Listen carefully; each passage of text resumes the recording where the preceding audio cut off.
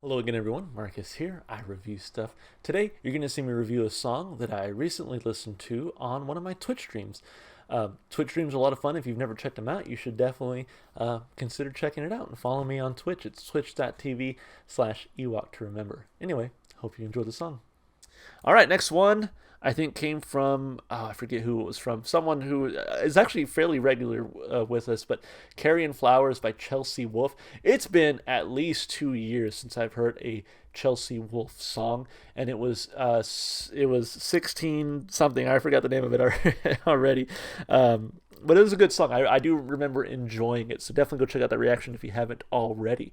And I remember telling myself, like, I need to get back to Chelsea Wolfe at some point, and I just haven't. It just back in 2020, my channel hadn't, like, not that it's taken off yet, but it hadn't taken off yet, right? To where I'm getting like more requests than I can manage. So now that it's taken off, it's like, man, it's hard to get back to some of those artists that I really want to get back to, which is why, again, as an aside, I should probably just listen to more music on my own time, because I do just like I don't go seeking out new music on my own because I'm like, let me save it for content for the channel. But like, there's just so much music out there that I really can't do it all here on the channel. So it makes sense that I should go back and just listen to some music on my own. Anyway, with all that said, let's jump into it. Carrion Flowers, Chelsea Wolfe, let's do it. Oh wow, that's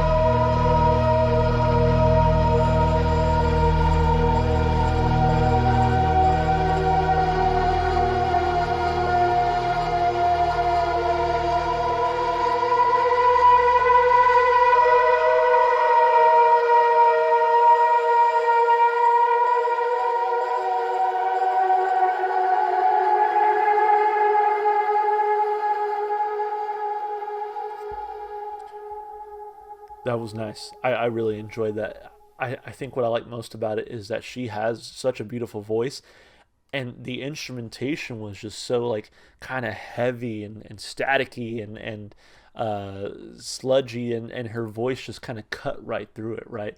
And so you're like rocking out instrumentally, and then you hear just her beautiful voice kind of complement all of it. Yeah, absolutely fantastic song. So let's break it down piece by piece. Let's start with those lyrics.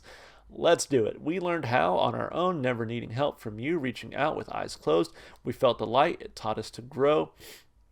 Hold on, hold on. Hold on. Creatures of habit, carrion flowers, growing from repeated crimes. The afterglow in full bloom, slow and relentless, we're after you. So maybe some sort of like figurehead or somebody who sort of led them astray is kind of how I'm reading this. Hold on to the pain of love taken from you, a plague. Hold on to the pain, hold on, of love taken from you, a plague. Yeah, and so like um, she mentions a plague, obviously carrion flowers, right?